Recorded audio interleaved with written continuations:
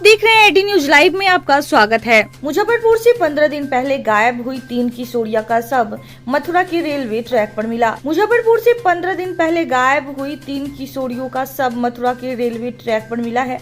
दावा किया जा रहा है कि तीनों किशोरियों ने एक दूसरे का हाथ पकड़ ट्रेन के आगे आ गई।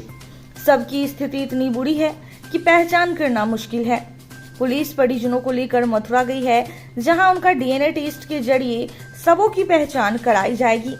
बता दें कि नगर थाना इलाके के योगिया मठ की रहने वाली 3 सहेलियां माया, गौरी और माही 15 दिनों पहले घर से गायब हो गई थी।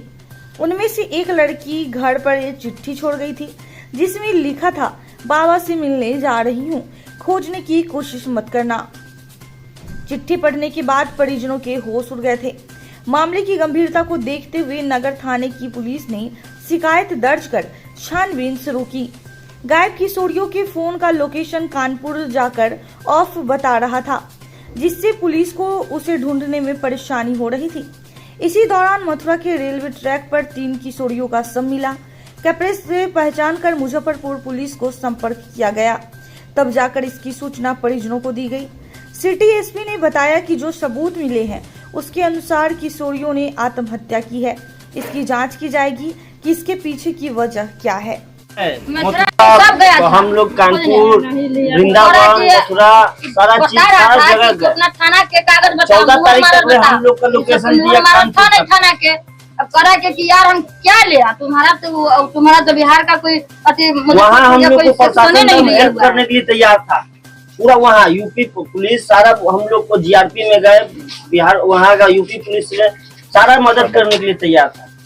जो 3 लड़कियां जो रहस्यमयी तरीके से गायब हुई थी, उस मामले में अब तक क्या अपडेट है? जोगिया मठ से 3 बच्चियां गायब हुई थी। उनमें से हम लोगों ने एफआईआर रजिस्टर किया है और हमारी अभी कुछ दिन पहले एक डेड बॉडी 3 डेड बॉडी हम लोग को मथुरा में मिली थी और उन 3 डेड बॉडी में से सत्यापन के लिए हम लोगों की एक टीम उनके पेरेंट्स के साथ में मथुरा गई हुई है। और वहाँ पर अभी क्योंकि वो बॉडी बहुत ज़्यादा टाइम हो गया है और गर्मी का भी टाइम है, तो अभी बॉडी काफ़ी ज़्यादा डिकम्पोज हो गई है, तो फिज़िकली उनका वेरिफिकेशन करना पॉसिबल नहीं हो पा रहा है। तो हम लोगों ने इसलिए सारी डेड बॉडीज़ का हम लोग वहाँ पे डीएनए प्रिजर्व करेंगे, ताकि जो उनके पेरेंट्स हैं उनके साथ में डीएनए का मिलान कर सकें और ये वेरीफाई हो सके कि ये जो डेड बॉडी मिली है उन्हीं बच्चों की हैं जो गायब हुई हैं।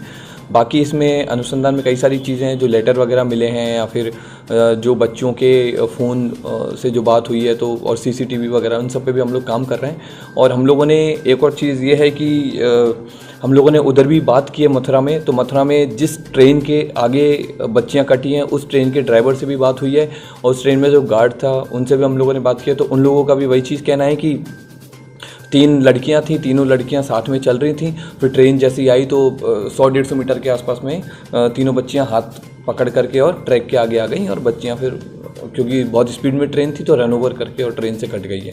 तो कहीं भी इसमें मर्डर का और उसका मामला नहीं है, ये आत्महत्या का मामला है और इसका वहाँ के ट्रेन के ड्राइवर ने सत्यापन किया। और क्यों लड़कियों ने आत्महत्या किया इस पर अभी हम लोगों का अनुसंधान का विषय है, तो इस पर हम लोग अभी काम करेंगे। जो टेक्निकल एविडेंसेस अब तक मिले हैं उसमें क्या चीज़ सामने है? और टेक्निकल एविडेंस में अभी तक ये चीज़ सामने आई है कि बच्चियां गई हैं, लेकिन कैसे गई हैं, किस तरह, क्योंकि बच्चों का फ़ोन लगातार बंद था। 14 तारीख के बाद में हम लोग भी जब से कंप्लेन मिला था तो सब लोग उसको फॉलोअप कर रहे थे, तो कहीं भी बच्चियों का टेक्निकल कि बच्चे मथुरा में गई है उसका हमारे पास में अभी तक लोकेशन नहीं आ पा रहा था। सेकेंडली कि बच्चियों ने कानपुर में ही फ़ोन बंद कर दिया था, तो हम लोग अभी तक टेक्निकली वो चीज़ पे नहीं जा पा रहे थे कि मथुरा में बच्चियाँ गई है।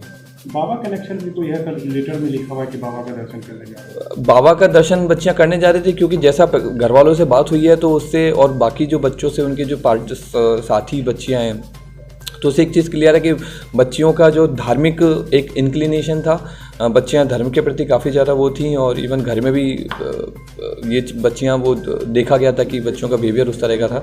तो बाबा का नहीं, लेकिन हाँ शंकर भगवान की वो एक भक्त थी।